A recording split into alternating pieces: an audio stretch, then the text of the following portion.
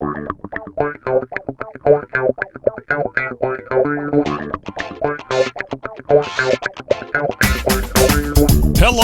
basketball fans, and welcome to the Dave and Dia podcast. Starting at center from Portland, the wily veteran Dave Deckard. And at guard from Los Angeles, the patron saint of rainbows and unicorns, your podcast MVP, Dia Miller. And here we are once again, Dave Deckard, Dia Miller, and the 4-0 Portland Trail Blazers. Since we last talked, that is going to make Dia very happy, I am sure. I can see the unicorns prancing around behind her, doing the Rockets kick while rainbows shoot out of their horn and spill glitter all over her room. How are you doing, Dia? It is a good week to be a Blazer fan. Man, I knew we could do it, Dave. I knew we could do it. It's just a matter of time. I've said at the beginning of the season, and I've said it multiple times, all we had to do was get to the playoffs and we'd be fine. And I stand by that. I stand by it. We're doing good.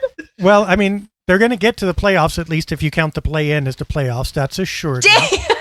Well, no, I mean, they could still be in the play-in. But, I mean, I count that as the playoffs. I think the play-in tournament should be counted as you made it to the playoffs, more or less. It's Agreed. Playoffs is 10 seeds now, basically. Just the lower ones go in battle to be 7th and 8th. I know not everybody thinks of it that way, but I think the Blazers made it. They have won 8 out of their last 9, which matches the losing streak that they had before and kind of evens it out mostly. So, well done. They've beat Cleveland, the Lakers, the Spurs, and the Rockets. 3 of those 4 were blowouts, everything but LA. The Cavaliers is 105-141. Lakers was 101-106. Spurs was 102-124. And the Rockets was 129-140. That's a good win margin. That's better than we've been seeing from them. Well, in this stretch of games, it seems like they've been doing this a lot. And it's nice. It's really nice to not win by 1 point. I mean, a win is a win. I'll take the 1 point win, but it's nicer to win by 30. Yeah, I mean, when you don't defend the Blazers, they're going to rack up 130, 140 points. And basically, that's what at least 2, if not 3 of these teams did. San Antonio made a try, but their defense wasn't that great. Houston had no defense.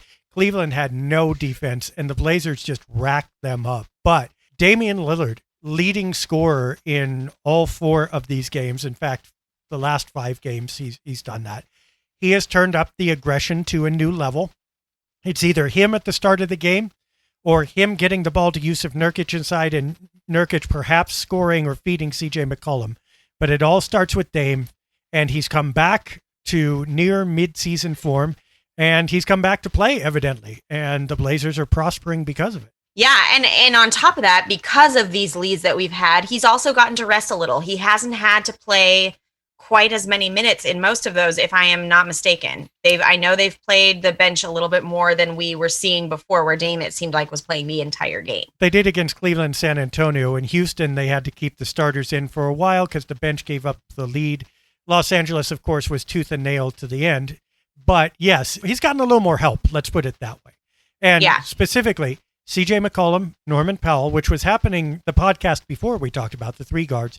But also, they've made a concerted effort to involve Jusuf Nurkic, not just on the defense, but in the offense, to get him energized and fed early, to run the ball through him in the first quarter, allow him to pass or score. And it's worked wonders, I think, for him. His energy level has been way up. And you don't even notice Enes Kanter as much in these games, which is a clear difference from mid-season and not necessarily a horrible thing for the Blazers because Nurkic is just kind of taken over. Yeah, let's talk about Nurk for a minute because, with the Laker game, we saw the return of fans to the Moda Center finally. We were the last team in the league to have fans back, and it was a very small percentage. It's only 10%. So it was basically about 1,900 fans, if I'm correct on that. 1,900 and some. Yeah, so I think 1,934 was the count or something like that. It's not a lot. It's not a lot of fans. And so the fans return. And with that is Nurk's entrance to fans. This is the first time that Nurk has played in front of fans since his injury, his leg injury. Right. Obviously he was injured again this season, but last season, he worked and he worked and he worked and he was getting ready to come back and play. And then COVID happened and everything shut down and he didn't get to play in front of fans. And then they went into the bubble and then this season started with no fans. So Nurk hasn't been in front of fans. This is the first time that Nurk has been back in front of fans since his big injury. And that's a long wait. That is a long wait. And having the fans back has apparently made a difference. There's been a lot of talk about that. Dame said in one of his interviews, when they told us it would be 10%, I didn't know how much of a difference that would make in such a huge building. But I guess we didn't realize how bad an empty building was because that felt like a normal game. So the fans came in with a vengeance and made a lot of noise. Yeah, I mean, you wonder, and again, teams should take care of business, whether they're playing in front of 0 people or 1 million. That said, the emotional effect, I mean, space matters. And I'm not saying that's affecting the Blazers now. I don't know how much of I don't know if the fan's just a good story or whatever. It coincides with the 4-game winning streak, or 3 games anyway. That's a nice story, but I don't know how much difference it's really making. That said, what is true is that space echoing around you does drain emotion. Anybody who's ever tried to hold a small group in a big room understands this. You got 6 people talking intimately, and you've got 1,600 square feet around you of open space. It doesn't feel right. You've got to be right-sized for the activity. And I can imagine that playing basketball in a 20,000-seat arena that is empty just does not feel the same emotionally. And I can see where filling that space makes a huge difference. The Blazers have played way better on the road than they have at home. So maybe other people's fans even have made that difference. Who knows? I would say that. I would point that out, though. Whatever they've lost at home, they've kind of made up on the road. I mean, they've been road agnostic this year and actually done really well. So it probably all evens out in the end, but it is good to have the fans back, I'm sure. It is, yeah. And even as somebody watching the games and, seeing that Laker game, I was all the way in Los Angeles. There was no chance I was going to that game. But even I could feel the energy between, social media and seeing the clips and hearing the announcers and hearing, everybody talking about it. There was just a different energy than we've had all season. And for a team like the Blazers, who plays in a place like the Moda Center that is famous for the noise and the fans, I think that was needed. And I think regardless of what difference it actually makes, I think you're exactly right that morale has been boosted by that. These are guys. Yeah, I don't know did you see the clip of them running out onto the court the first night? If you have not seen that clip, you need to go look it up. I believe it's on the Trailblazers social media. But there's a clip. It's on blazersedge.com, a little website that you may have heard of. If you just scroll back down our front page, you'll probably see it. You may have to go to page 2 by now because we publish so much stuff, Dia. You should really check it out. I did that post myself. So, yes. So it's on Blazers Edge. Okay, so it's on Blazers Edge. It's just a fantastic video. I mean, you can just see the giddy excitement of being back with fans. And I think that morale boost was something, especially going into the Laker game, that was great for us. So I do think that those fans, it makes a difference. It makes a difference. Let me take you back to the 90s, the Drexler era.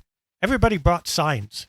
And what an opportunity. If they'll let you in with signs, ladies and gentlemen, you should bring them because they're going to get on camera now. If you had a sign, I mean, and you're going and you're one of the 1,900, you're not even one of the 19,000 anymore. Literally, they're going to be begging to look at you. So get creative with your signs and stuff if they'll let you. Yeah. And I don't know what the protocol is with COVID and stuff, but I don't imagine it would be that would be prohibited, although they don't let backpacks and stuff in often now. I don't know about Moda Center, but anyway, I think signs, if they're still okay, you should bring them. Yeah, I mean, it makes things fun and interesting. What an experience to get to be a fan right now. I'm dying a little inside that I'm so far away and tickets are so hard to come by because what a cool experience to be one of only 1,900 people in a stadium. Probably it'll never happen again. Probably next season we'll go back to at least more capacity, if not full capacity. Probably more. This is a chance, man, to get to watch them with a very small capacity. And here's your challenge, Blazers fans. I want to see the wave with 1,900 people. You can do it. You make the wave work with the 1900, and let's see, best wave ever. Let's just make that challenge right now for the next game. If you listen to Blazers Edge, if you listen to this podcast, Sunday, May 16th, we want to see the wave versus yeah, the Denver Nuggets. we want to see the wave. That would be a sight. And signs. A sight.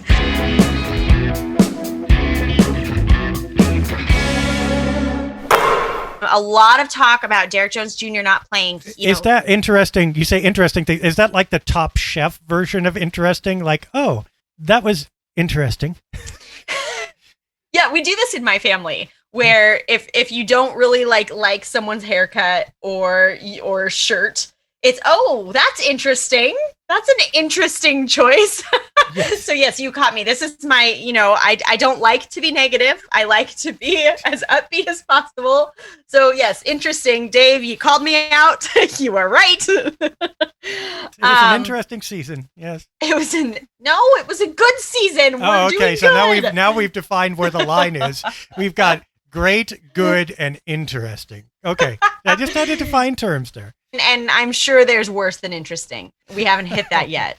So one of the things that's been talked about fairly frequently that I've seen on Twitter, on, Facebook groups that I'm in, there's a lot of talk about Derrick Jones Jr. not playing. And I get it. I'm a Derrick Jones Jr. fan. I love watching him play. He's one of those that just is fun to watch. He may not be the best in the league, but he is fun to watch, and he's good. And so there is a little bit of a question. I've been one to question as well. Why in the heck is he not playing? Why have we had this big stretch of time where he's not? I mean, he went from being a starter at one point to having literally 0 minutes in games. What gives? What's going on? Did you see that dunk versus the Rockets, by the way, where he got the ball at 3-point arc, faked it, drove by, jumped in the air, painted a Picasso, rolled some sushi, listened to Taylor Swift's latest album, switched the ball to the other hand, called his mom, and then jammed it? I mean, it was just, wow. I mean, that was, he reminds you, right? Well, but the Blazers weren't defended in that game, right? And that baseline cut was open, and they found him. I think it was Lillard on the assist, if I'm not mistaken on that one. He got him the ball at the 3-point arc anyway. DJJ kind of assisted himself, thank you. But yeah, it shows what he could do if the conditions are favorable. Right. 2 conditions are not favorable for him right now, and they're not under his control. One is Terry Stotts always shortens his rotation this time of year. He just does. The last couple weeks of the season, going into the playoffs, he pretty much plays a playoffs rotation, and probably doubly so since the Blazers are in a battle to stay out of the play-in position. So shortened rotation is going to cut the number of playing spots. Also, Norman Powell. I mean, they brought Norman Powell on board to play. There's no spot at guard for him to play. So he's going to play small forward. And he's going to eat up a lot of those minutes. And when he's not eating minutes, the Blazers are valuing continuity. So, I mean, you get Carmelo Anthony eating minutes. Who else? Anthony Simons is coming off the bench at shooting guard, and they're playing someone else at the 3 guard. I mean, there's just not small forward minutes available in the shortened rotation, I should say. So Jones Jr. is on the outs. That said, number one, I think he could still affect a playoff game, possibly, if it's the right matchup, especially. Number 2, though, we've got to admit that the Blazers have not used Jones Jr. to full effect this season. Nope. Nor has he been able to play to his peak potential, particularly on defense. It's a both sides thing. It's both and. It's not one or the other made a mistake or whatever. This is just how it's turning out. And I think rightfully at this point, we would not expect Jones Jr. to be back next year. Coaching change may change that, but I think that probably he's going to be somewhere else. If that's the case, why would you not give more minutes to Powell if they're available? It's not like Jones Jr. is making a huge difference right now. It's not like he's in your future. At this point, he's kind of in no man's land. It's so hard in situations like this because I feel like he came in and people really loved him. Fans really love him. He's one that gets talked about. And it's hard to watch the guys that you just want to see succeed ride the bench and not get playing time. That's hard. As a fan, that's hard. But you're right. We're in a situation right now where we're fighting it out for that 6th seed, and what we're doing is working. And it's one of those things sometimes where I feel like if it's not broken, don't fix it. Like if what we're doing is working, let's stick with that. So I hate seeing him not get playing time, But at the same time, I think it's a good call when what we're doing is working. And I think you're right. I would be shocked if he's back next year. I know that with Stotts' status up in the air, that kind of changes everything, I think, especially if they make other changes as well to, as far as the front office goes and things like that. If we see that happen, then some bigger moves may be made, and who knows? It's really, at that point, it's a crapshoot. We don't know what the heck is going to happen. Well, the problem for the Blazers, though, is that Jones has a player option at $9.7 million, which is pretty close to what he's making now. So there's a marginal raise in there, but not much. He's likely to opt out of that, I'm thinking. Unless he can't get paid somewhere else. Well, here's the problem is I don't think that this summer's, I should say, free agent class is really huge. I mean, you got Kyle Lowry. He's big. I think you got one or two other players, but it's not really expected to be a big free agent kind of summer. And teams are still going to have some money. So I bet he's thinking he can get paid at minimum equally, if not better, somewhere. If the Blazers let Stotts go and made a run at keeping him, I think he might agree to that if they gave him more money. Right. But the Blazers are going to pay him, and the Blazers are going to play Norman Powell too. I don't see that happening. Probably not. So, I mean, Powell may just leave instead, in which case Jones may become a more viable option. But I'll tell you, there's some hopes pinned on Nasir Little, aren't there? I mean, that he's played better. So maybe he's taking that small forward spot. Or, I mean, who knows? If Zach Collins ends up playing out one more year, he would take the power forward spot, and Robert Covington might move to small forward. There are a lot of possibilities that could still get Jones edged out unless they clearly pay him and bank on him as the starting small forward, but he hasn't shown that he can do that. So it just feels like he's lost in between. He's going to fall through the cracks, and that's the way it's going to be. Yeah, I think Norman Powell was the big game changer there, because before that, he was starting often. And now it's just they've shifted how they're running that offense. And, they've put Norman Powell in there. And it's just a different picture than it was before. So it'll be interesting to see what happens going forward with those contracts. A lot hangs on what they decide to do with that. Well, and for anybody who's doubting, Derrick Jones Jr. brings a lot, but he's not Robert Covington on defense, and he's not consistent. And lately, Powell's been getting close to 20 points a game, if not over. I mean, in the Houston game, that Dame had 34, CJ and Norman Powell both had 28. That's 90 points from those three guards. As I mentioned on Twitter, it got a lot of response, but it's true. Right. 90 points from those three guards. Yeah. So are you going to take 90 points from those three guards and not play Derrick Jones Jr.?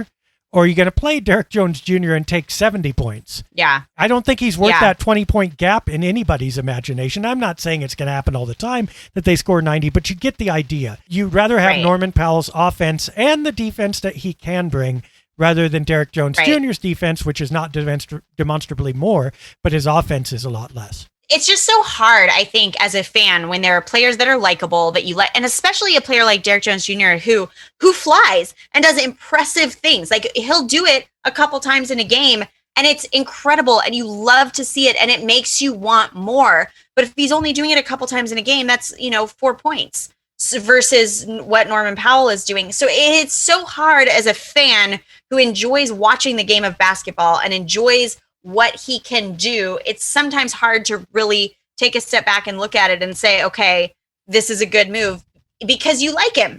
And even as a person, he's one of these guys that I personally have really grown attached to as a person, the personality that we see where he's a little camera shy and he's a little soft spoken and he just seems like that friend that you want to hang out with. And I don't know, I just like him. And so it's hard to watch that. For those who I've seen commenting about this, I don't think that there's some big shady thing going on behind the scenes. I think this is pretty cut and dry. I think it's just a matter of exactly what we've just spelled out. This isn't some who Derrick Jones Jr. tick off. I've seen that a couple times, and I don't think it's anything like that at all. Bottom line, he can't shoot the three. I mean, that corner three is not his thing the same way it's become for Covington and company, right? He's the third guy you'd want shooting it of the wings.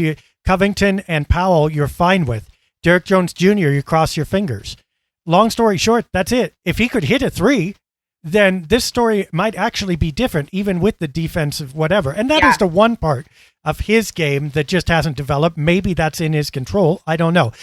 But that's the only part in his control. The rest of it is roster priorities, it's coaching, it's players around him and the way it's constructed, and has nothing inherently to do with him. He's fine. The Blazers are fine.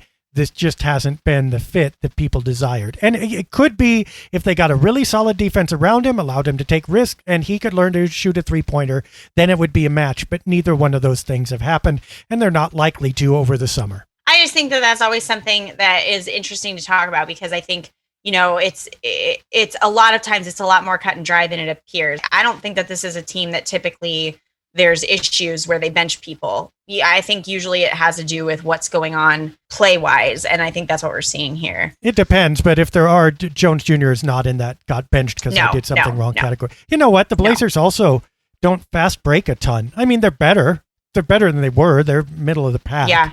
But you know what? Jones Jr. would be great running with Anthony Simons if you could get the kind of aggressive turnover shot blocking defense that disrupted the opponent and then let the Blazers leak out. But very few people actually leak out anymore. You can't leak out. You know why you can't? Back in the 90s, even the early 2000s, you'd see some of those guards or forwards who weren't going into the rebound. They'd sneak out early, get out on the break, and you get an unopposed fast break dunk. You can't do that anymore because the guy they're guarding can hit a three. So if you take even 2 steps out and you don't get that play made, all of a sudden the opponent is sinking a three-pointer, and that's worth more than the dunk you would have gotten. So Jones Jr.'s game has just kind of, he's about 10 years too late, or he's about 5 years too early or 4 in his developmental cycle to fit what the Blazers need right now. Yeah, well, and the Blazers are such a 3-point shooting heavy team. I mean, they live and die by the 3-point. That's a big part of what they do. And so if that's not fitting, it's just, anyway, we've talked about this a lot, but I think that's something I've seen a lot of question about it. So I think it's worth. Let's go here though.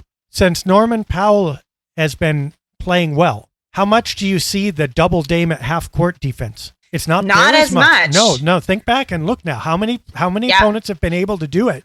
Not very much, because what? Powell's going to put a layup on you. And by the way, that's also McCollum. Something. Yeah, or McCollum. Well, McCollum's going to pull up, but Powell will make a layup. That's something that you didn't see with Jones in there either. I mean, you can see the ripple effects where teams were free to consistently double team. I see what you're saying. Yeah, for sure. I think little changes like that make a difference as far as especially guard double teaming Dame. That's huge to get rid of that.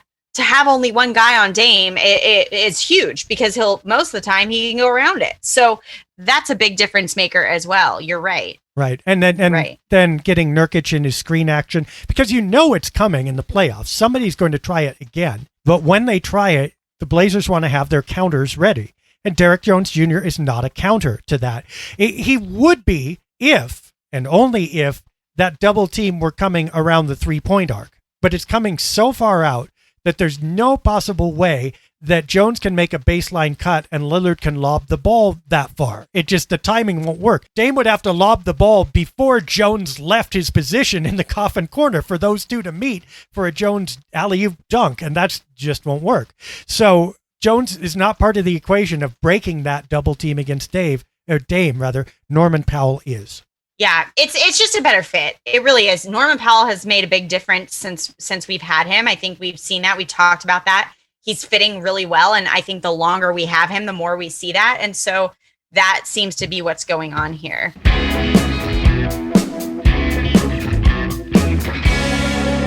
A couple things to talk about with that Rockets game. There were some really cool things that happened. One, the most points in a quarter in franchise history were scored. So the first quarter, just to clarify, this is not the first half, this is the first quarter. The Blazers scored 50 points, which is the most points in franchise history to be scored. I think it tied. No, that broke the record. Outright. It was the most. Yeah. Then they also tied, that's where the tie was coming from, the league record of most 3-pointers in one quarter with 12 3-pointers made. So it was a solid first quarter for the Trailblazers in that Rockets game, as well as, obviously, it's been said, Stotts' 400th win with the Blazers. That's a big deal. That's a big accomplishment. So the Rockets game had some big things going on. The third most important was the franchise record for the quarter because, I mean, I think 49 was the amount that the Blazers got in the perfect first quarter against San Antonio back in 1990. Yes. Or it could have been 90. No, it was 1990. But that was much more impressive because San Antonio was a playoffs opponent. San Antonio had David Robinson. San Antonio was coming out. They had just lost to the Blazers in the conference finals. I think that was the finals the year before. It could have been the semis. Either way, they had just been eliminated by the Blazers in the playoffs the year before.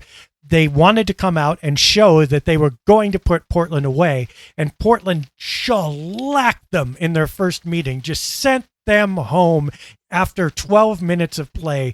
That was the most impressive basketball quarter I think I've ever seen anywhere at any time. So this one, I mean, that was nice, but 50 is not greater than 49 in my mind. However, the three-point shooting was impressive, especially for CJ McCollum. That was brilliant. That was the third most important thing. The second was Stotts with his 400. You don't get that a lot. I mean, anyone who thinks he's not a good coach, that number says he's a good coach. Not just, I mean, people will say longevity, but you don't get that longevity unless you're a good coach. And that's what I was going to say. Really, the longevity says a lot about who he is as a coach as well. I think that's something that gets kind of pushed to the side, but that in and of itself is impressive. Look, he's had some down seasons, but you don't get to 400 wins winning 40 games a year for 10 years in a row. You get fired long before that. You get to 400 wins with the same franchise because that franchise believes in you. That franchise does good things with you. You have a rapport with your players. You have a rapport with the front office. It's all of these things Stotts has. I hesitate to say he's the greatest coach in franchise history because obviously some coaches are more legendary. They've done more things, granted. But he's one of the best. I mean, he's in the top 3 or 4 without a doubt. So kudos to Coach Stotts. That was an amazing accomplishment. Still, both of those pale, I think, to beating the Lakers on Friday night because that was the must-win game. That was the game that kept the Blazers in basically the 6th spot that made LA have to catch them. Now, the Lakers have a fairly easy schedule going down the stretch. There is a real possibility, especially with Anthony Davis resurging, that they will go 4-0. The Blazers will need to go 3-1 in their final 4 in order to secure the 6th spot. They've already beaten Houston, so they're 1-0. They are on the road at Utah on Wednesday, on the road at Phoenix on Thursday. Those are going to be hard to win, both of them. I mean, back-to-backs against the 2 best teams in the conference, both of whom have something to play for. If nothing else, they want to play to beat you because they know they're going to face you later if you're any good.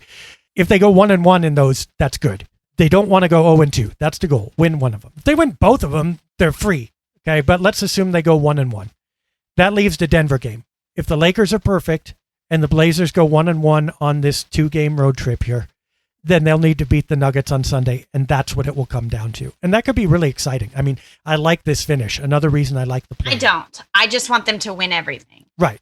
But back to the original point, long story short, had they lost to the Lakers on Friday, this would have been a much, much different story. Yep. So that was the win, I think, of the season.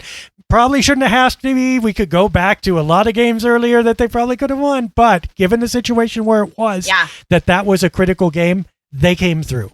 And that's the most important thing, I think, to happen this week.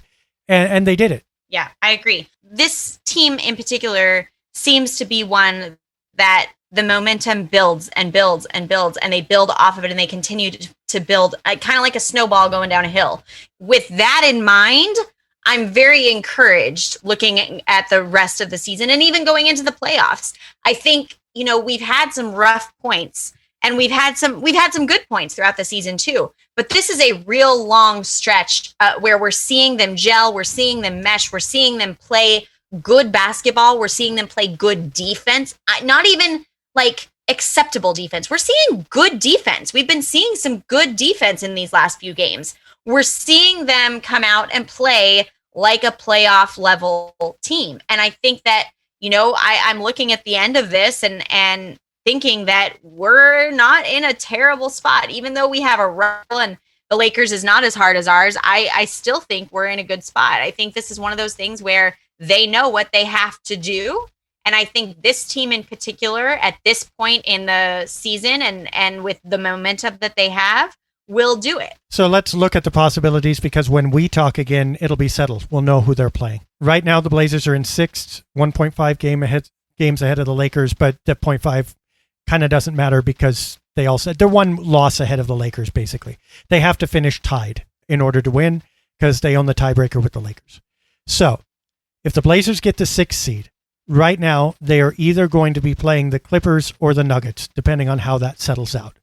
And it will likely be the Clippers because it will probably involve beating the Nuggets to get to the 6th seed. But it's either LA or Denver, okay? Which is a tough series, but that's basically who you want. It's fine. You could win that. The Mavericks would be better, but that's not going to happen. Or they fall into the 7th seed, and they would play the Golden State Warriors for the right to keep that 7th seed. You don't really know. I mean, the Blazers should be able to win that, but Steph Curry, you don't count out Steph Curry ever, just like you don't count out Damian Lillard. And it's whichever one comes up super huge is going to win that game, probably. You'd bet the Blazers would win it. If they did, they would be matching up against either the Suns or the Jazz. If they lost it, then they would play the Grizzlies or the Spurs for the final play-in game. That's the fail-safe. And I bet the Blazers would win that. They better win that. If they don't win that one, hang your heads in shame, right? Because with everything on the line, you should be able to beat Memphis. You should be able to beat San Antonio. That said, the problem with that scenario, you'll either get the Suns or the Jazz. So it really doesn't make much difference. If they're 7th or 8th, they're going to get a tough team, okay?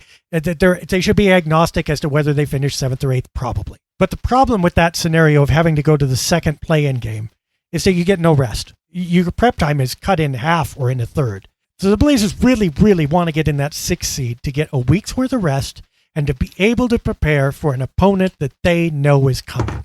And that's the big bonus. I do not anticipate them missing. They'll at least get the 8th seed unless disaster strikes, but they'd really rather have the 6th, and that's the end of the story. Yeah, I think rest is maybe the most crucial aspect of that. I think that's something that's maybe a little underrated in this.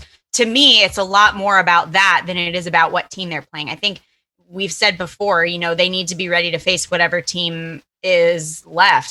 If you're going to win a Western Conference Finals, if you're going to win a championship, you're going to be taking on the best teams. That's how it goes. So we need to be ready to, to face any of those teams. But that rest, I think that's one of the things that killed us in the bubble last year. We fought so hard. Here I go, switching back to we. I was doing so well saying they, and now I'm back to we. You're fine. You've got rainbows and unicorns this week. You're good. We, the rainbows, unicorns, and Blazers. I think that was one of the things that killed us going into the bubble last year is we fought so hard to get that spot that then they were exhausted. And so trying to turn around and take on the Lakers in that, after they didn't really have a break, that's rough. And so I think having that downtime and having that rest while the other teams fight it out is crucial. I think we need that. I think we need that more than the seeding itself. Yeah, probably. The only caution is you really don't want to put yourself in a coin flip against the Warriors to avoid one game to end your season. True. The reason that they made the playoffs 7-game series through the first round, because they used to be best of 3, and then they were best of 5, and then they're best of 7. And part of that's money. They get to sell more games. But also, the league really, really, in the David Stern era, wanted to upset-proof it. I mean, they wanted to protect their higher seeds because those higher seeds were often people like the Lakers or whatever. And you did not want to put your marquee franchise in a best of 3 series where they could sneeze and lose. Coin flip against the Warriors. And then, if you lose it, you expect to beat the Grizzlies or Spurs, but it's not even sneezing and losing at that point. If you blink, if a ref makes a bad call or something weird happens, or you have one off shooting night, your entire season is gone. You just don't want to be there. In addition to the rest, it's pretty important for them to just claim the seed outright. Don't put themselves in that position because of the top 7 teams. The Blazers, I would say, maybe closely with the Mavericks, are the most likely to blow that. They're the least predictable, okay? You just name any 2 games the Blazers play this season, and you cannot predict how they're going to do based on opponent or anything else. It's either good Blazers or bad Blazers, and often there's no rhyme or reason to it. They don't need the extra games. Stay out of it. Mission accomplished. Yeah, I agree. I would really like to see them secure that 6th seed, or maybe, I mean, it's possible even to end up in the 5th. Yeah.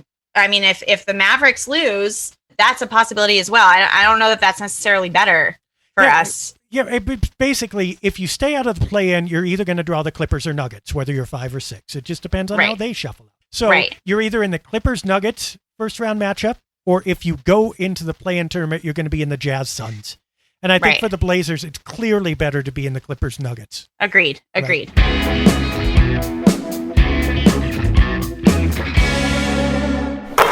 These are a few tough games that we have here, but we're going into them in a good position and with a lot of good momentum. And I think they're hyped up. I think they're mentally in a place where they think that they'll win and they think that they'll do good. And I think that's where we need them. Basically, the moral of the story is you can lose the first game. You can lose against Utah. You can't lose both. And it'd be more fun to win the first game because then you give cushion, right? But they cannot get derailed entirely if the Jazz beat them, because the Jazz have beaten 72.5% of their opponents this year. I mean, let's face it. Their point differential is incredibly good. They score more than the Blazers per game, and they defend 7 points better. I mean, the points per game, the Jazz score 116.7, the Blazers score 116. So you know the offense that Portland has, the Jazz have that too. It's the same awesome offense. But the defense, Portland defends at 114.5 points per game allowed. The Jazz at 107.5, which is the best of the playoff, top 6 teams. Right. So, and that 7-point differential is absolutely enormous.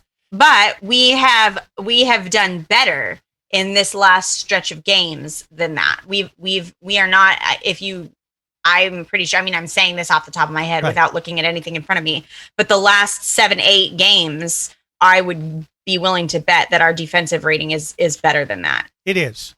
And the thing will be to prove that out. And here's the problem with that. I mean, you got to say Nurkic is back and Powell is here. The defense is better. And you can, I think, draw it back to say if Nurkic had been this Nurkic and had been present all season long, and had Powell been present all season long, the defense would have been better. That's fair. To say the defense would have been excellent, I'm not sure we're there yet. And part of the reason I'm not sure we're there yet is because defense is one of those things that you literally prove over a long stretch of time. A lot of people can have a streak of games where you look pretty good and you say, how many times have we said a team has turned the corner?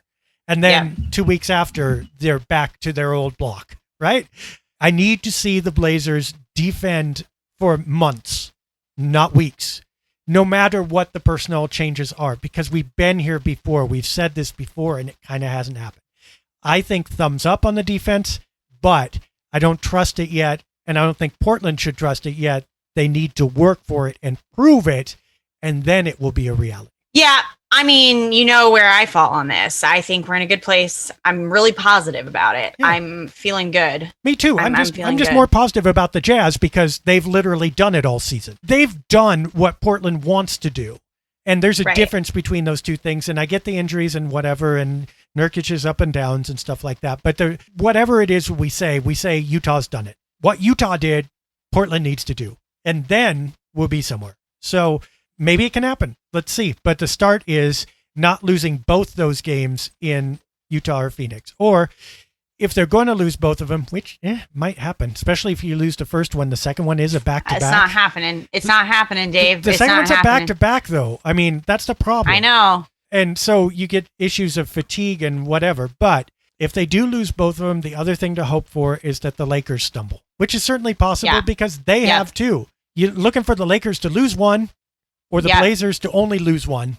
And then you're going to be okay, probably, as long as you can beat Denver. Yeah, I mean, I was wearing my Knicks hat today because today we're all Knicks fans today because you have it on. You indeed have one. I can testify. We're all Knicks fans today. We need the Lakers to lose, and that would be good. It's interesting how you start really rooting for other teams that you've never really rooted for before because of how this all shakes out. It's just, this is one of the things I love about this. I love how that works. I love just really wanting to watch another team that I don't follow win so badly. Yeah. Well, you know what the real headache's going to be, though, is if Dallas, Portland, and LA get embroiled in a potential three-way scenario.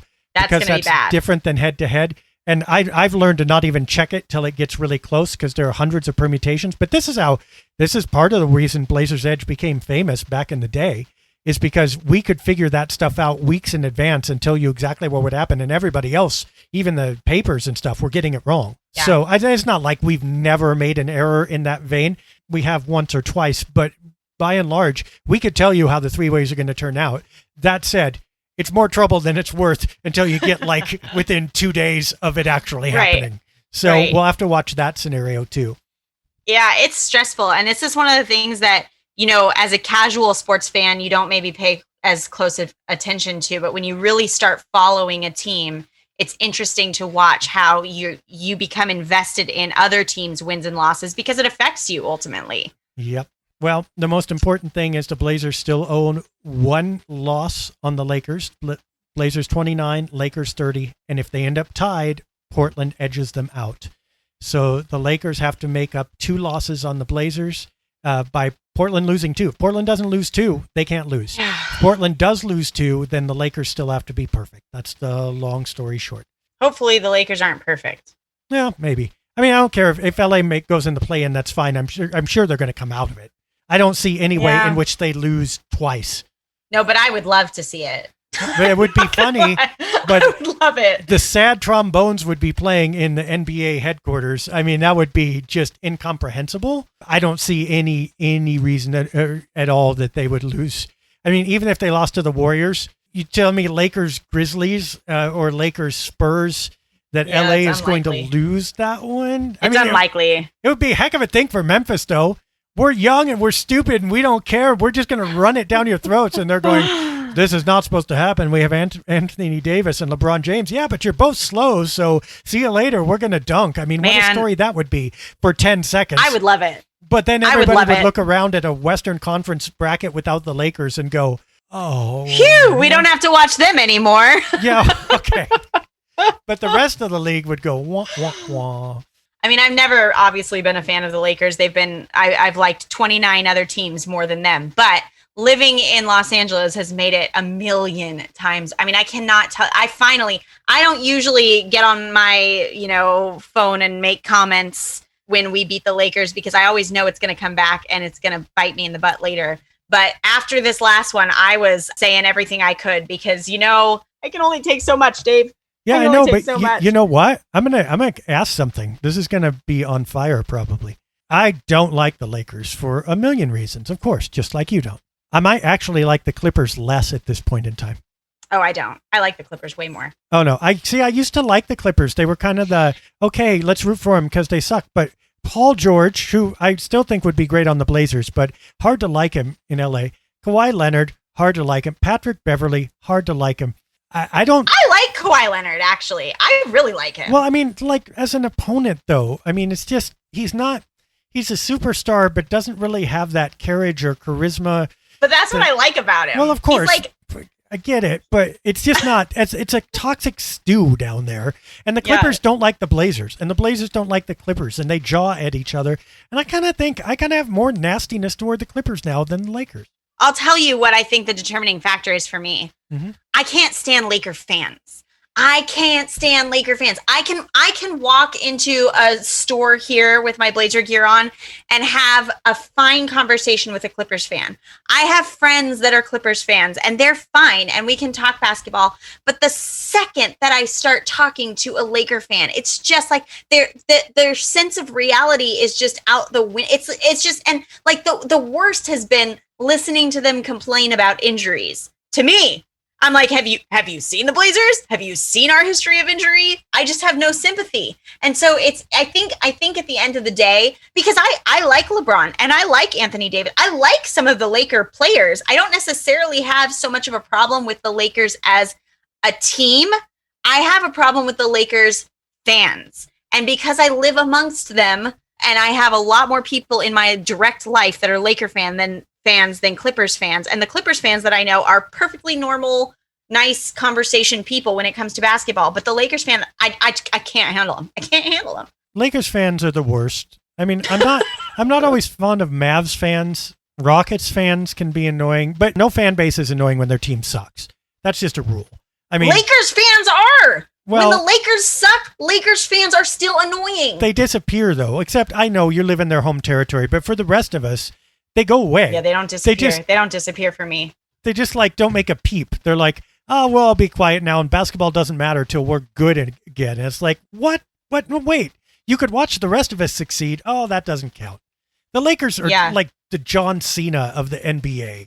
They only show up like once every 2 years and win a championship, and everybody hates them because they only have 3 moves, even though I like John Cena way more than I like the Lakers. But that's about what they are. They are not they are not Bret Hart. That would be the Nuggets.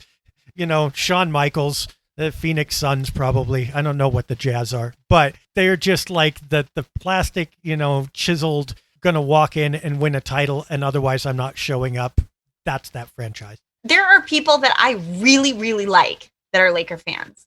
But the second we start talking basketball, I can't stand them.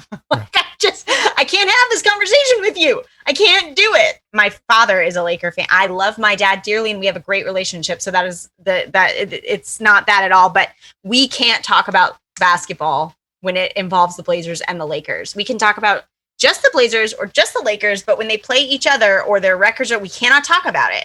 And so this does not go away for me. Even if the Lakers have a bad season, I am surrounded, and I just can't get past that. I will never, ever like the Lakers. In fact, I was trying to pick a WNBA team, and I thought, it would be fun to be a Sparks fan because they're local. I don't have any local teams that I'm a fan of. Portland doesn't have a team. I'm not even from Portland. But I went to Dick's Sporting Goods. I was looking at and all I could think is this just looks like I'm wearing a Lakers jersey, and I don't know if I can do that. I decorate for Christmas, especially outdoors. I used to do it a little less in recent years, but my kids loved it. But the prettiest colors, I actually have some wonderful purple lights and some wonderful golden lights, and together they're gorgeous, but I will not do a tree or a bush in that color combo. I just can't. I mean, no, of course not. And, I do blue and gold, but that even gets close. That makes me itchy. I have to throw another color in there. Yeah. But, yeah, it's just like, no, there's nothing purple or gold anywhere. Although I loved, it was ESPN, whoever's calling ESPN, I don't know if it was Mike Breen or someone else, the Lakers game on Friday, where the Lakers had their blue uniform. What the hell? Oklahoma City reject uniforms, right? And they were wearing them. And the ESPN announcer said, oh, yeah, everybody's something, the purple and gold. And they're literally wearing blue and white. I know they're throwbacks, probably the Minneapolis, but stop that. I mean, first of all, they were ugly, dull, drab, and LA in blue and white. The Lakers, it's terrible, in short. So, yeah. And we were wearing, it looked like the Mavericks were playing the Spurs or something. Because it was, we were wearing our gray ones. You know what? The Spurs came with their grays into the Moda Center. I was just thinking, I just want once the Blazer gray and the Spur gray, which is the same gray, to just show up at the same time and like, who, you, who, me, what? Yeah. Like that would be fun. Do it on Brooklyn's court where it's all grayed out. Although, did you happen to see, I know we're off track now. Did you happen to see the Hawks court? The Hawks MLK stained glass? Yeah. Yes, I did. Was awesome. And I'd love the blue. I mean, maybe it's the churchy side in me. But I'd love to see Portland be able to adopt some version of that. I get red, black, and white doesn't. But you could throw in some blues and golds that are like around the edge. So it's like, it would be like the church of basketball. You know what I mean? And like you still have the Blazers logo in the middle, kind of unadulterated. But like you're coming into the cathedral of basketball. That could be so dang impressive. I loved that stained glass thing. Way to go, Atlanta. That was definitely cool. I saw a lot of talk about that too. Yeah, MLK stuff down there, of course, it's just amazing. I love the identity of that franchise. I love the identity they found under McMillan. I love how Trae Young is playing. I think Atlanta has really done some work this season. And yeah, it took a coaching change, but at the same time, they seem to have something solid there. And you got to appreciate that if you're a Blazers fan that's been trying for, the better part of 10 years to figure out what solid is. That's pretty good. Yeah. It's shaken out to be an interesting end, Dave. Yep. And next time we talk, we will know what it is. We will know playoff opponents. We will know matchups. We will know whether there's a play-in. We'll know 1,000,002 things that we don't know now. That's the excitement of these last 3 games. Utah Wednesday, Phoenix Thursday, and Denver on Sunday. Until next week, we'll hope the Blazers go 3-0. That's what Dia is predicting is going to happen. I can see her holding up the sign, 3-0. All you losers can get out. This is what's going to happen. I'm going to say 2-1 because I also believe in the Blazers. It's just that back-to-back is going to be hard. And we'll see what happens. For Dia Miller, I am Dave Deckard. We will see you again soon. A hater sees an opening down the lane, moves towards the hoop, but then Dia comes out of nowhere to swat the shot attempt away, saying, "Get that weak stuff out of here." Dave scoops up the loose ball. Now it's a fast break the other way with Dia. She's flying down the court. Dave sends her an alley-oop. She jams it. Boom, shakalaka. The crowd is on its feet saluting Dia. I tell you, if she isn't the Rookie of the Year, they really ought to just stop giving the award. What a talent.